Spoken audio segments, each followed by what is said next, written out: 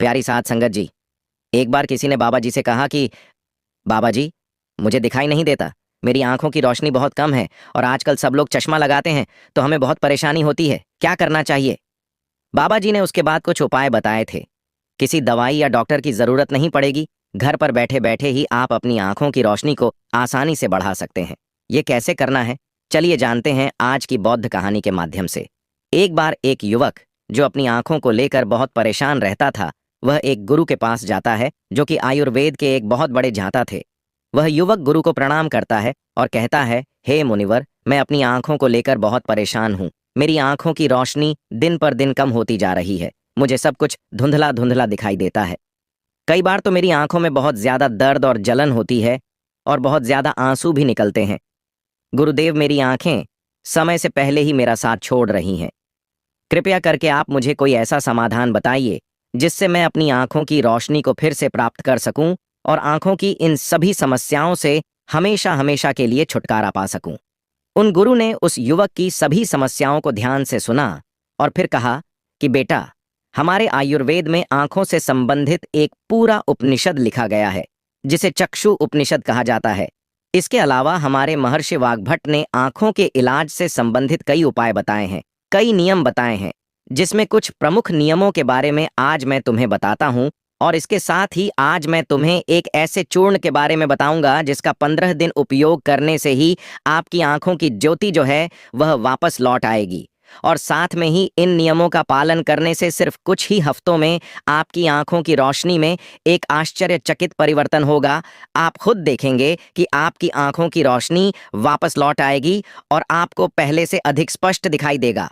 और अगर तुम लंबे समय तक इस चूर्ण का उपयोग करते हो और इन नियमों का पालन करते हो तो तुम्हारी आंखों की सभी समस्याएं, सभी बीमारियां जड़ से खत्म हो जाएंगी और तुम्हारी आंखें हमेशा के लिए स्वस्थ और दृष्टिपूर्ण बनी रहेंगी। फिर गुरु उस युवक से कहते हैं कि बेटा, सबसे पहले इन नियमों के बारे में जानते हैं, इसके बाद मैं तुम्हें उस चूर्ण की विधि के बारे में बताऊंगा और यह भी बताऊंगा कि तुम्हें उसे किस तरह से प्रयोग करना है। फिर गुरु उस युवक से कहते हैं कि बेटा, अब तुम्हें नियमों को ध्यान से सुनो। आंखों के उपचार के लिए आयुर्वेद का पहला नियम है, सुबह उठते ही बिना कुल्ला किए अपने मुंह की लार को आंखों पर लगाना है। तुम जैसे ही सुबह बिस्तर से उठते हो तो बिस्तर पर बैठे हुए ही अपने मुंह की लार को अपनी उंगली में लो और उसे अपनी आंखों की कोर में काजल की तरह लगाओ। यह बहुत ही रामबाण इलाज है आंखों की सभी समस्याओं का। असल में हमारी लार में वे सभी तत्व पाए जाते हैं जो मिट्टी में होते हैं, और जब हम मुंह की लार को आंखों में लगाते हैं तो वे सभी पोषक तत्व हमारी आंखों को मिलने लगते हैं जो इसे स्वस्थ बनाए रखने के लिए बहुत जरूरी हैं। आंखों को हमेशा स्वस्थ बनाए रखने के लिए आयुर्वेद का दूसरा नियम है मुंह में पानी भरकर आंखों में धीरे धीरे छींटे मारना। तुम जब रोज सुबह अपनी आंखों को धोते हो तो उसे ऐसे ही मत धो, बल्कि उससे पहले अपने मुंह में पानी भरो, फिर अपनी आंखों पर कम से कम 20 छींटे मारो। छींटे इतनी तेजी से ना मारो कि आपकी आंखों में दर्द होने लगे या वह लाल हो जाएं। हमें बस इतनी तेजी से छींटे मारने हैं ताकि पानी आपकी आंखों के अंदर चला जाए। जब आप आंखों में छींटे मारते हैं तो अंदर की छोटी से छोटी गंदगी भी पानी के साथ बहकर निकल जाती है और आंखें साफ हो जाती हैं। और मुंह में पानी भरने का कारण यह है कि जब हम आंखों में छींटे मारते हैं तो आंखों का कचरा जो है वह मुंह के रास्ते से न जाकर सीधे आंखों से ही पानी के साथ बाहर निकल आए, क्योंकि आंखों की कई बीमारियां सिर्फ आंखों में धूल मिट्टी जाने के कारण या कचरा जाने के कारण पैदा होती हैं। और जब यह सब कचरा साफ होगा तो हमारी आंखें भी स्वस्थ होंगी। फिर गुरु उस युवक को तीसरा नियम बताते हुए कहते हैं कि बेटा, सूर्य देव को देखना है। हर दिन लगभग 5 मिनट के लिए सूर्य देव को देखना है, लेकिन दोपहर में या तेज धूप में नहीं, सिर्फ उगने से 1 घंटे के अंदर अंदर या फिर सूर्यास्त होने के 1 घंटे पहले। सबसे ज्यादा अच्छा तो यह होगा कि तुम सूर्य देव के उगने या अस्त होने के समय उनके दर्शन करो, और जब जरूरत महसूस हो तो पलकें झपका भी सकते हो। शुरू में इसे 1 मिनट के साथ शुरू करो और धीरे धीरे इसे 5 मिनट तक लेकर जाओ। सूर्य दर्शन के समय सूर्य की किरणें हमारी आंखों में अवशोषित होती हैं और हमारी आंखों को ठीक करती है। अंत में अपनी दोनों हथेलियों को रगड़कर उसे अपनी आंखों के ऊपर रख लो, लेकिन इस बात का ध्यान रखना कि आपको अपनी आंखों के ऊपर रखना है, उन्हें दबाना नहीं है। ऐसा करने से आंखों को आराम मिलता है। चक्षु उपनिषद में सूर्य देव को आंखों का वेद कहा गया है।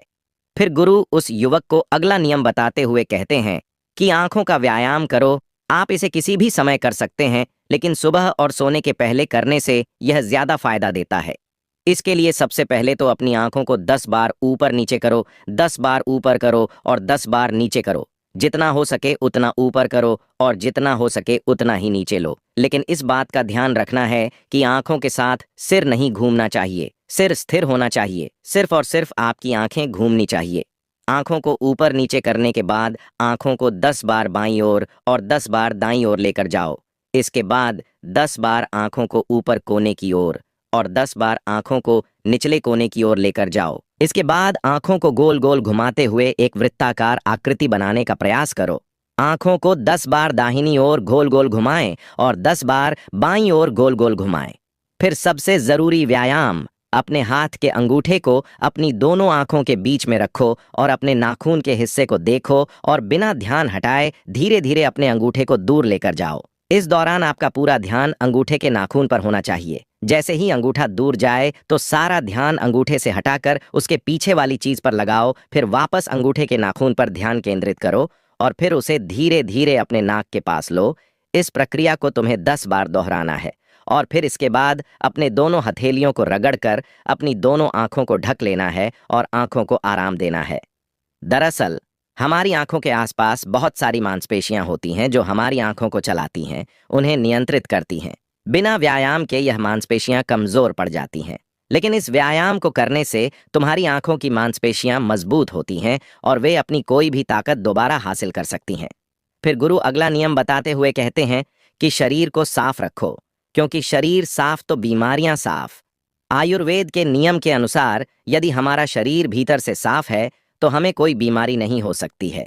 अगर हमारी आंतें साफ हैं और उनमें कोई भी पुराना भोजन जमा नहीं हुआ है तो हमारा पेट सुबह एक बार में ही साफ हो जाता है। हमें कब्ज की समस्या कभी नहीं होती है तो हमारा हर एक अंग स्वस्थ रहेगा और हमारी आंखें भी स्वस्थ रहेंगी। एक, अपने शरीर को अंदर से स्वस्थ रखने के लिए तुम्हें रोज 16 घंटे का उपवास या फिर एक दिन 24 घंटे का उपवास करना चाहिए। 2, फिर बाबा जी उसे आगे बताते हुए कहते हैं कि बेटा, अपनी आंखों को त्रिफला के जल से धो लो। त्रिफला एक बहुत ही प्रसिद्ध आयुर्वेदिक औषधि है। महान आर्ष वाग्भट ने त्रिफला को इंसानी शरीर के लिए अमृत तुल्य बताया है। 3, त्रिफला जैसे ही उसका नाम है, यह 3 फलों से मिलकर बना है। पहला है आंवला, दूसरा है बहेड़ा और तीसरा है हरड़। इसे बनाते समय इन तीनों की मात्रा का ध्यान रखना बहुत आवश्यक है। त्रिफला बनाने के लिए आंवला, बहेड़ा और हरड़ का अनुपात 1 से 2 से 3 से 3 होना चाहिए, यानी आंवला 3 गुना, बहेड़ा 2 गुना और हरड़ 1 गुना होनी चाहिए। इन तीनों को सुखाकर इनके बीज निकालकर अच्छे से पीसकर मिला लीजिए। इस तरह से त्रिफला का चूर्ण तैयार हो जाता है। 4, फिर इसे किसी मिट्टी के बर्तन में रख दीजिए और 1 चम्मच त्रिफला चूर्ण को 2 गिलास पानी में रात में भिगोकर रख दें और सुबह उसे छानकर अपनी आंखों को उससे धो लीजिए। ऐसा करने से बहुत ही तेजी से आंखों की सभी समस्याओं में आराम मिलता है और आंखों की रोशनी बहुत ही तेजी से बढ़ती है। 5, त्रिफला सिर्फ आपकी आंखों के लिए नहीं बल्कि हमारे शरीर के लिए भी बहुत फायदेमंद होता है, क्योंकि यह वात, पित्त और कफ तीनों दोषों को नियंत्रित करता है। 6, शरीर को साफ करने के लिए त्रिफला को 2 तरीके से लिया जा सकता है, एक रात को और दूसरा सुबह। अगर आप त्रिफला सुबह लेते हैं तो गुड़ या शहद के साथ लो, और यदि आप त्रिफला को रात में लेते हैं तो दूध के साथ या फिर गर्म पानी के साथ इसे ले सकते हैं। रात में दूध या गर्म पानी के साथ जो त्रिफला खाया जाता है वह हमारे शरीर को साफ करने का काम करता है, गंदगी बाहर निकालता है, और सुबह जो गुड़ या शहद के साथ त्रिफला खाया जाता है वह पोषक तत्व का काम करता है, यानी कि पोषक तत्व प्रदान करता है।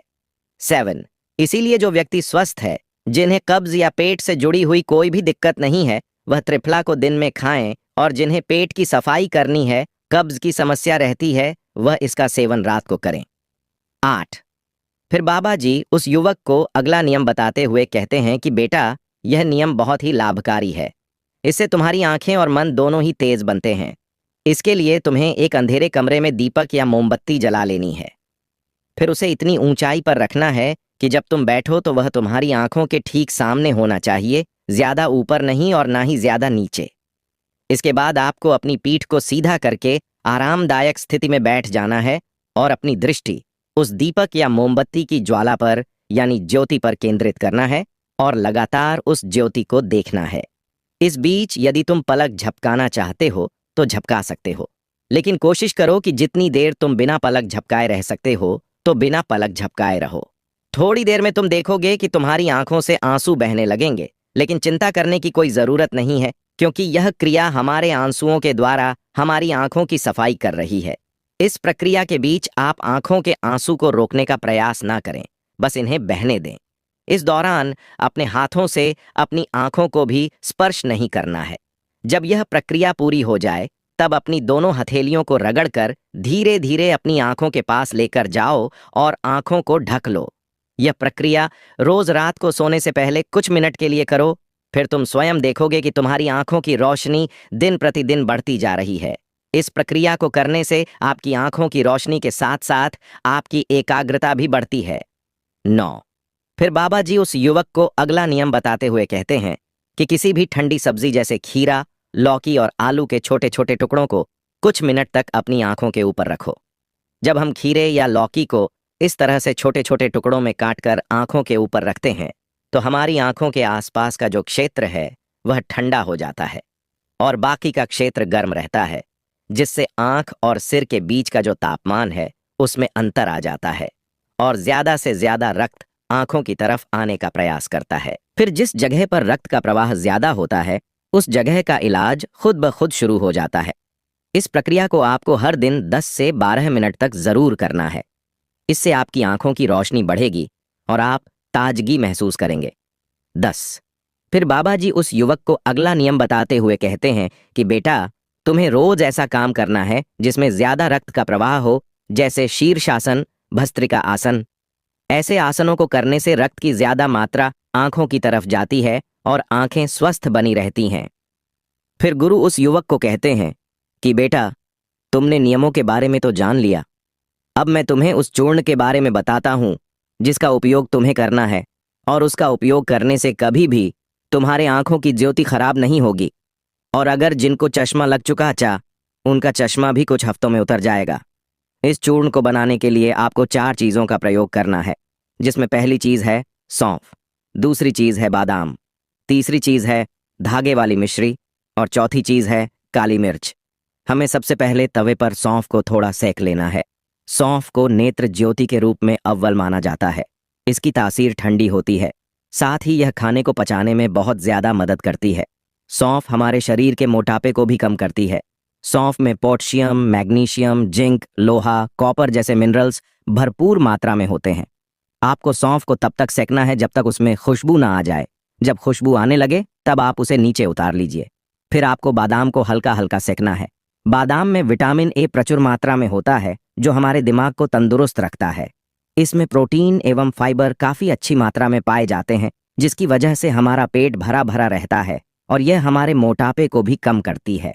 इसके बाद आपको बादाम और सौंफ को अच्छी तरीके से पीस लेना है। इसका बारीकी टोन बना लेना है और इसके बाद आपको धागे वाली मिश्री में से धागा निकाल देना है और उसे कूट कर उसका बारीक टोन बना लेना है। फिर आपको 10 से 15 काली मिर्च लेनी है। काली मिर्च में एंटी इन्फ्लामेटोरी तत्व पाए जाते हैं, जो आंखों के लिए बहुत लाभदायक होते हैं। इसके साथ ही काली मिर्च जीवाणु रोग और इम्यूनिटी बढ़ाने में सहायक होती है, जिससे आंखों की रोशनी मजबूत बनती है। काली मिर्च में विटामिन ए और विटामिन ई पाए जाते हैं, जो आंखों के लिए बहुत लाभदायक हैं।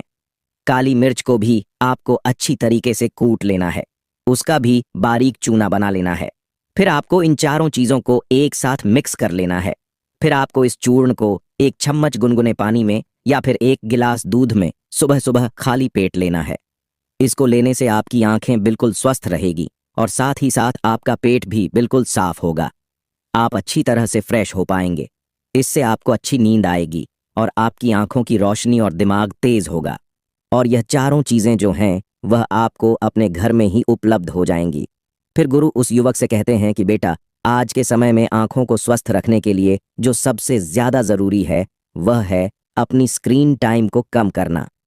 आजकल लोग सुबह उठते ही सबसे पहले अपने फोन के मैसेज को देखते हैं और फिर पूरे दिन यहाँ तक कि देर रात तक मोबाइल या लैपटॉप को यूज करते हैं और इन लैपटॉप, फोन, टीवी से निकलने वाली लाइट हमारी आंखों के लिए बहुत नुकसानदायक होती है। इसीलिए आप एक ऐसा रूटीन बनाएं जिसमें आप रात में 8 या 9 बजे के बाद किसी भी तरह की स्क्रीन को नहीं देखेंगे। ऐसा करने से आपकी आंखों को तो आराम मिलेगा ही, साथ ही साथ आपकी नींद जो है वह गहरी हो पाएगी और अगले दिन आपका रोना महसूस करेंगे। और अगर आपका काम देर रात तक लैपटॉप पर है तो आप हर कुछ देर में ब्रेक लो, आंखों को बंद करो और उन्हें आराम दो। इसके अलावा आप अपने खाने में विटामिन ए और विटामिन सी को शामिल करो, जैसे गाजर, संतरा, चक्र इत्यादि। यह सब आपकी आंखों को स्वस्थ रखने के लिए अहम भूमिका निभाते हैं। एक बार एक आयुर्वेदिक गुरुजी के पास एक लड़का आता है और वह उन गुरु से कहता है कि हे गुरुवर, मेरा पाचन तंत्र सही नहीं रहता है। मैं जो कुछ भी खाता हूँ वह मुझे हजम नहीं होता है। इसकी वजह से मुझे गैस की समस्या बनी रहती है। मुझे ऐसे लगता है कि जैसे मेरा पेट तो भरा भरा रहता है। पेट भरा भरा महसूस होने के कारण मुझे भूख भी बहुत कम लगती है। मेरे चेहरे पर दाग धब्बे रहते हैं। मुझे कब्ज की समस्या रहती है और मेरा पेट खुलकर साफ भी नहीं हो पाता है। गुरुदेव, मैंने इसके लिए बहुत सारी दवाइयां ली हैं, लेकिन फिर भी मुझे कोई आराम नहीं मिला। इसीलिए गुरुदेव, आप मेरी समस्या का हल मुझे बताएं। इसके बाद गुरु उस लड़के को कहते हैं कि जो भी तुमने मुझे अपनी समस्या बताई है वह सब तुम्हारे खाने के न पचने के कारण हुई है। इसलिए तुम यह समझो कि तुम्हें अपने खाने को पचाने के लिए करना क्या होगा और वह क्या उपाय हैं जो तुम्हें करने होंगे ताकि तुम्हारा पाचन तंत्र जो है वह मजबूत बन सके। और मैं तुम्हें आज 5 ऐसी आयुर्वेदिक औषधियां भी बताऊंगा जिनका उपयोग करने से तुम्हारा पाचन तंत्र मजबूत हो जाएगा और तुम्हारे खाने का कण कण पचेगा। फिर वह गुरु उस लड़के से कहते हैं कि सबसे पहले तुम यह समझ लो कि पाचन तंत्र में खराबी होने का सबसे बड़ा कारण जो है वह है पेट की सड़न। जब तुम्हारे पेट में खाना जाता है और वह ठीक से नहीं पचता है तो फिर वह सड़ता है और आपके पेट की समस्याओं का सबसे बड़ा कारण भी यही है।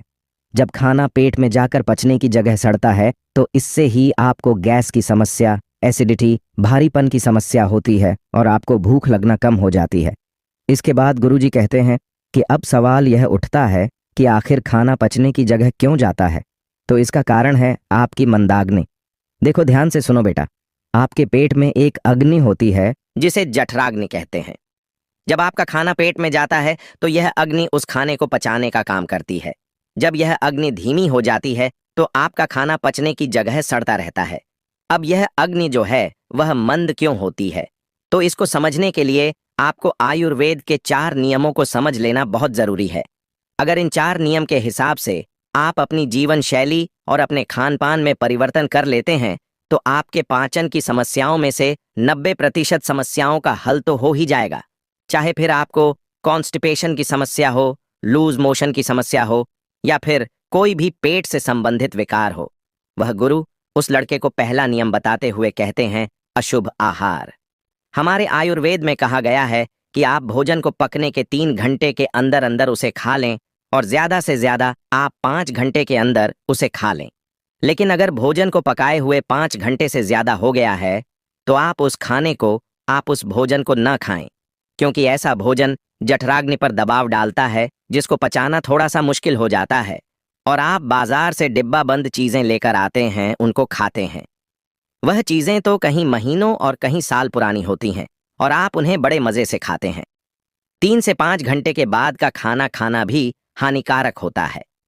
वह खाना भी खाने के लायक नहीं होता है और आप 1 साल पुरानी, 2 साल पुरानी चीजें जो डिब्बों में बंद होती हैं उन्हें बड़े चाव से खाते हैं। क्या वह चीजें आपके शरीर पर गलत प्रभाव नहीं डालती हैं? डिब्बा बंद चीजों में केमिकल डाले जाते हैं। वह केमिकल इन चीजों की वैधता तो बढ़ा देते हैं लेकिन आपके स्वास्थ्य पर बहुत बुरा असर डालते हैं। और दूसरी ओर जंक फूड, फास्ट फूड जैसे पिज्जा, चाउमीन आदि स्वाद के चक्कर में आप खाते हैं। मीठी मीठी मिठाइयाँ खाते हैं, इनको भी आपको त्यागना होगा। आपकी जठराग्नि की एक सीमित मात्रा होती है कि वह इस तरह का भोजन और इतना ही भोजन पचा सकती है। जब आप अपने पाचन तंत्र पर ज्यादा दबाव डालते हैं तो आपको मंदाग्नि की समस्या हो जाती है। फिर इसके बाद आप जो भी खाते हैं वह पचने की जगह सड़ता है। फिर गुरु उस लड़के को दूसरा नियम बताते हुए कहते हैं कि भोजन सीमित मात्रा में ग्रहण करें। आप चाहे कितना ही अच्छा भोजन क्यों ना करें, आप चाहे सात्विक भोजन ही क्यों ना करते हो, लेकिन ध्यान रहे जितना जरूरी अच्छा भोजन करना होता है, उतना ही जरूरी यह भी जानना होता है कि हमारे भोजन करने की सही मात्रा क्या है। कहने का मतलब है कि ज्यादा भोजन भी आपको नुकसान कर सकता है, फिर चाहे वह कितना ही अच्छा भोजन क्यों ना हो। इसको समझने के लिए आप इस उदाहरण से समझें। जैसे आप अग्नि में थोड़ा थोड़ा घी डालते हैं तो अग्नि जलती रहती है, लेकिन वहीं पर अगर आप उसमें एकदम से बहुत सारा घी डाल दें तो क्या अग्नि जलेगी? नहीं ना। ज्यादा घी डालने से वह अग्नि बुझ जाएगी। वैसे ही अगर आप ज्यादा भोजन ग्रहण करेंगे तो इससे आपके पाचन तंत्र पर बहुत ही बुरा असर पड़ेगा। आपका पाचन तंत्र उसे पचा नहीं पाएगा और वह खाना जाकर आपके पेट में सड़ता रहेगा। फिर वह गुरु उस लड़के को तीसरा नियम बताते हुए कहते हैं, सही भोजन और सही मात्रा में भोजन खाने के साथ साथ यह भी जानना जरूरी है कि भोजन को खाने का सही समय क्या है। आप सुबह के समय नाश्ता खाएं, जिसमें आप फल सब्जियां आदि खा सकते हैं, या फिर आप जूस पी सकते हैं। इसके बाद दोपहर में आप खाना खा सकते हैं। उसका सही समय 12 बजे से 1 बजे के बीच होता है। इसके बाद आपको शाम का खाना जो है वह थोड़ा जल्दी खाना होगा। जैसे कि आप शाम का खाना 6 बजे से 7 बजे के बीच खा लें, और शाम का खाना खाना आपको बिल्कुल हल्का खाना चाहिए। मगर लोग शाम को खाना एक तो देर से भी खाते हैं और दूसरा हल्का भोजन खाने की जगह भारी भोजन खाते हैं। फिर सीधा सोने चले जाते हैं, जिससे पाचन तंत्र मंद हो जाता है और खाना पचने की जगह सड़ने लगता है। इसीलिए शाम का खाना शाम ढलते ही खा लेना चाहिए और खाना खाते ही बिस्तर नहीं पकड़ना चाहिए। फिर वह गुरु उस लड़के को चौथा नियम बताते हुए कहते हैं कि पर्याप्त मात्रा में पानी पीना भी आपके पाचन तंत्र को मजबूत करता है। अगर आप पर्याप्त मात्रा में पानी नहीं पिएंगे तो आपको कब्ज की समस्या होगी और आपका पेट खुलकर साफ नहीं होगा। और अगर पेट साफ नहीं होगा तो जो खाना आप खाएंगे वह आपके पेट में पड़ा पड़ा सड़ता रहेगा। पानी आपके खाने को गला आता है, जिससे खाने को पचाने में आसानी होती है और आपका पाचन तंत्र मजबूत बनता है। वह गुरु उस लड़के को कहते हैं कि बेटा, इसके अलावा भी बहुत सारे ऐसे कारण हैं जो आपके पाचन तंत्र को कमजोर बनाते हैं, जैसे कि ज्यादा चिंता करना, धूम्रपान करना और खराब जीवन शैली। अगर आप इन चीजों पर ध्यान देंगे और अपनी आदतों को सुधारेंगे तो आपका पाचन तंत्र जो है वह स्वतः ही सही हो जाएगा।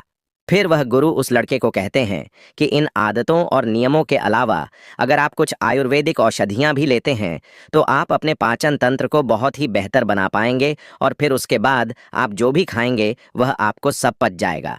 फिर इसके बाद गुरु जी उस लड़के को पहली औषधि के बारे में बताते हुए कहते हैं कि सबसे पहली औषधि है त्रिफला चूर्ण। आपके पाचन तंत्र के लिए त्रिफला से अच्छा कुछ भी नहीं है। यह सबसे बढ़िया औषधि है।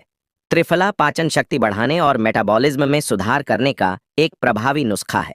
दरअसल त्रिफला 3 आयुर्वेदिक हर्ब्स का एक अद्भुत मिश्रण है। इसे बनाने के लिए आंवला, हरड़ और बहेड़ा का प्रयोग किया जाता है। तीनों ही जड़ी बूटियों में रोचक गुण होते हैं।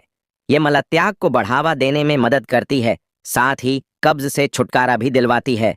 त्रिफला शरीर के तीनों दोष, वात, पित्त और कफ के संतुलन को बनाए रखने में आपकी मदद करता है। यह अंत में अच्छे बैक्टीरिया को बढ़ाता है, साथ ही टॉक्सिन्स को नष्ट करता है, जिससे डाइजेशन में सुधार होता है। नियमित त्रिफला का सेवन करने से पाचन संबंधी समस्याओं से बचाव और उनमें छुटकारा पाने में मदद मिलती है। आप रात में सोने से पहले गर्म पानी के साथ त्रिफला का सेवन कर सकते हैं। इसके लिए बस आपको 1 चम्मच त्रिफला अपनी जीभ पर रखना है, फिर गुनगुने पानी के साथ इसे निगल जाना है। आप चाहे तो दूध के साथ इसका सेवन कर सकते हैं। इसके अलावा आप रात में सोने से पहले 1 गिलास पानी में 1 चम्मच त्रिफला पाउडर मिलाकर ढककर छोड़ सकते हैं और सुबह खाली पेट इसका सेवन कर सकते हैं। यह भी पाचन को दुरुस्त रखने में आपकी मदद करेगा। फिर गुरु उस लड़के को दूसरी औषधि के बारे में बताते हुए कहते हैं कि वह है हिंग वॉश। यह एक पॉलीहर्बल आयुर्वेदिक औषधि है जिसका उपयोग पाचन विकारों के इलाज के लिए किया जाता है। यही काली मिर्च, अदरक, जीरा, अजवाइन और हिमालय नमक से मिलकर बना होता है। यह मल त्याग, पेट फूलना, अपच और कब्ज जैसी स्थितियों को प्रबंधित करने में मदद करता है। यह पेट में जलन पैदा किए बिना पाचन में मदद करता है। आयुर्वेद के अनुसार हींग वॉश में दीपक यानी कि भूख बढ़ाने वाला और पाचन यानी पाचन गुण होते हैं जो भोजन को पचाने में मदद करते हैं। अपच और पेट फूलने से राहत दिलाते हैं। यह गुण भूख ना लगने की समस्याओं में भी मदद करते हैं। हींग में वात संतुलन गुण भी होता है जो पेट को नियंत्रित करने में मदद करता है।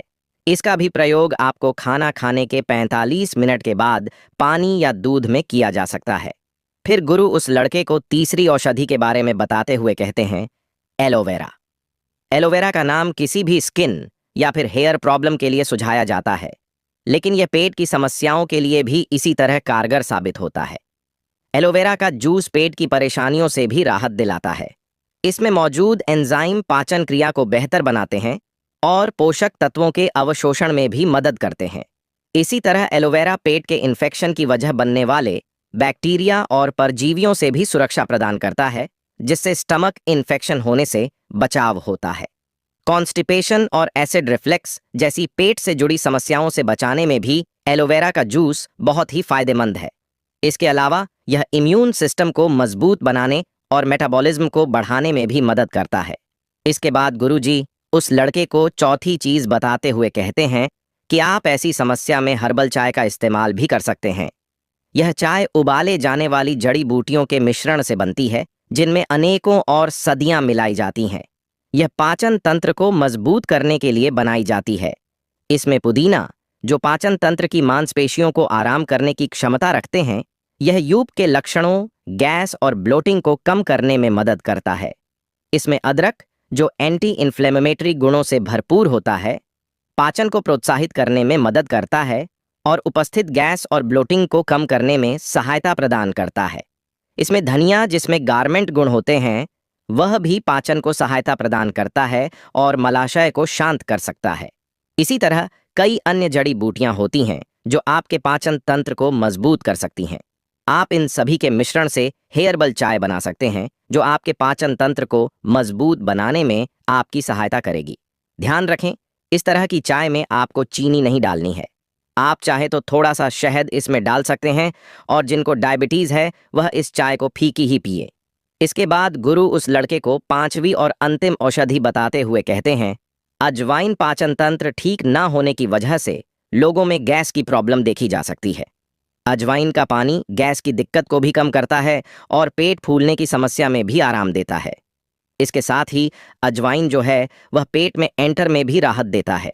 इसके पानी में कुछ विशेष एंजाइम पाए जाते हैं जो आंतों की सफाई करते हैं, और इससे भोजन के पोषक तत्वों के अवशोषण में मदद मिलती है। अजवाइन का पानी तेजी से वजन को घटाता है और मेटाबॉलिज्म को दुरुस्त रखता है। अगर आपका कोलेस्ट्रॉल लेवल बढ़ता रहता है या फिर घटता रहता है तो यह उसे भी कंट्रोल करता है। इसके बाद वह गुरु उस लड़के से कहते हैं कि बेटा, आप इन 5 औषधियों में से कोई भी एक औषधि इस्तेमाल कर सकते हैं, और आप अपने जीवन शैली में जो मैंने तुम्हें नियम बताए उनका अनुसरण करके तुम अपने पाचन तंत्र को बहुत ही जल्दी मजबूत बना सकते हैं।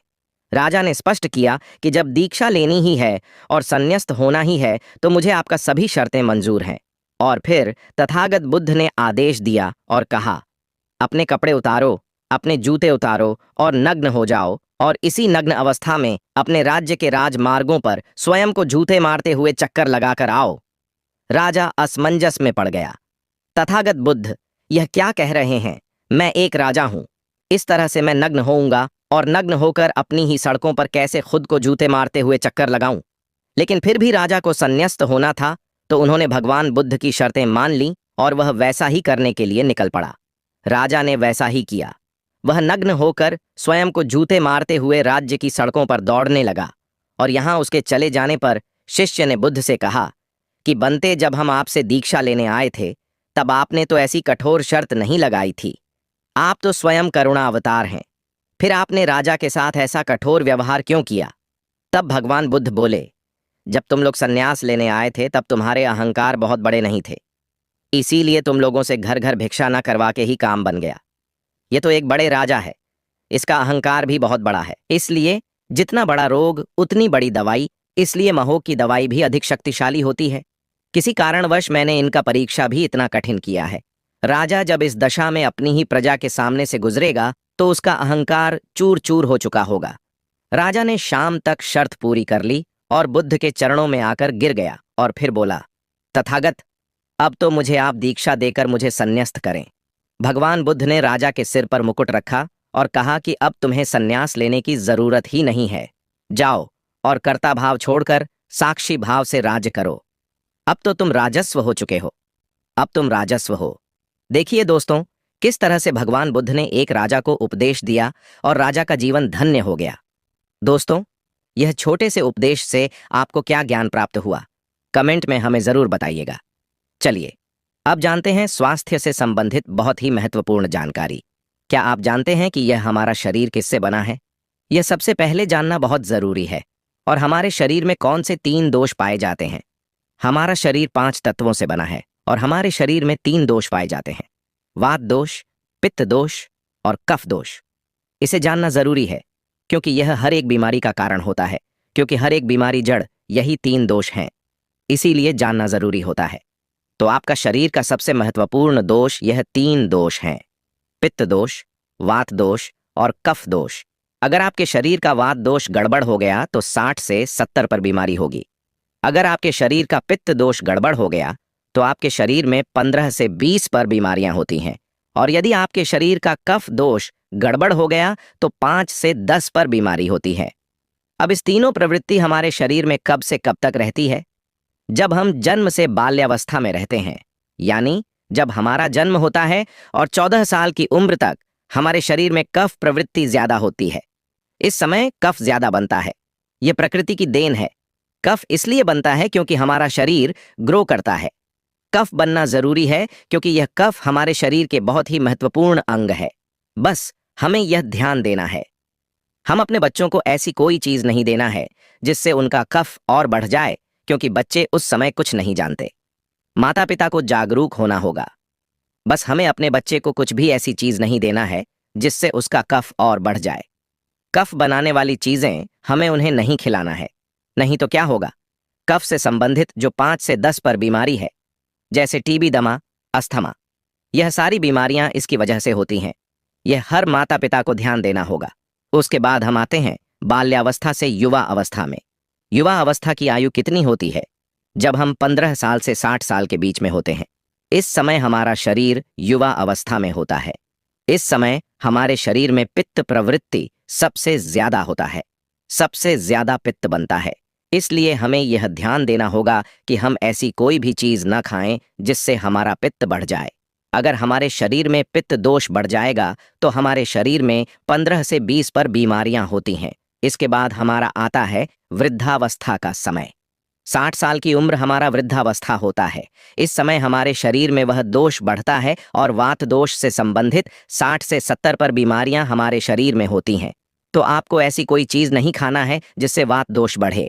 तो दोस्तों, यह आप समझ गए कि आपके शरीर में 3 दोष का क्या रोल है। इसलिए इन 3 दोषों से संबंधित जो भी जानकारी जहां से भी उपलब्ध हो, एकत्र करें और उसे अपने जीवन में लागू करें। कारण को दूर करें और हमेशा इस बात का ध्यान रखें कि इन 3 दोषों में क्या खाना चाहिए और क्या नहीं खाना चाहिए। इन दोषों को बढ़ाने वाली चीजें कभी ना खाएं। अब आप इन तीनों दोषों के बारे में जान गए हैं, तो अब जान लें कि आपका शरीर 5 तत्वों से कैसे बना है। आपका शरीर 5 तत्वों से बना है और इन 5 तत्वों में प्रोटीन, विटामिन, सारे तत्व आते हैं। अब इस 5 तत्वों में और 3 दोषों में जो भी कमी आती है, तभी आपका शरीर बीमार होता है। अन्यथा आपका शरीर बीमार नहीं होता। अब आप समझ गए आपका शरीर बीमार होने का क्या कारण है। जैसे कुछ लोग रोते हैं, भगवान ने हमें यह कष्ट दे दिया, भगवान ने हमें यह बीमारी दे दिया, हमें गैस्ट्रिक अल्सर हो गया, हमें थायराइड, ब्लड प्रेशर, शुगर हो गया। क्यों हो गया? भगवान ने नहीं दिया, आपने खुद पाला है। जब प्रकृति आपको खाना खाने के नियमों का पालन करने के लिए कहती है, पानी पीने के नियमों का पालन करिए, इस प्रकृति का नियम पालन करिए, तो आप क्यों नहीं कर रहे हैं? जबकि हमारा शरीर उसी तत्वों से बना है, प्राकृतिक तत्वों से ही तो बना है। हमारा शरीर भी पानी से ही तो बना है, खाने से ही तो बना है, पोशाक तत्वों से ही तो बना है। ये सारे नियमों का आपको पालन करना होगा। अब जब यह हमारा पित्त दोष कह रहा है कि यह चीज नहीं खाई, यह पित्त और बढ़ेगा, तो आप उसे क्यों खाते हैं? पिज्जा, बर्गर आप क्यों खाते हैं? चाय आप क्यों पीते हैं? चीनी आप क्यों खाते हैं? मैदा आप क्यों खाते हैं? जब आप यह सारी चीजें खा रहे हैं तो आपके पेट में एसिडिटी बनेगा, आपका पाचन तंत्र बीमार पड़ेगा। तो जब आपका पाचन तंत्र बीमार होगा तो अनेक बीमारियां आपको आएंगी। ये तो आप खुद कर रहे हो ना, ब्रह्मांड नहीं दे रहा है, भगवान नहीं कर रहा है। हम आप इसे खुद जाने अनजाने में कर रहे हैं। हम अपने मन को, अपनी जीभ को कंट्रोल नहीं कर पा रहे हैं। तो दोस्तों, ये सारी चीजें आप छोड़ दीजिए।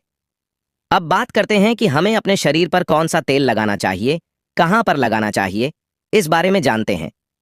आप समझ गए आपके शरीर का निर्माण कैसे होता है। इसे सुरक्षित रखना आपके हाथ में है, इसकी कि सुरक्षा आप खुद कीजिए। शरीर के 4 महत्वपूर्ण अंग हैं जिससे आपकी शरीर की सारी नसें जुड़ी हुई हैं।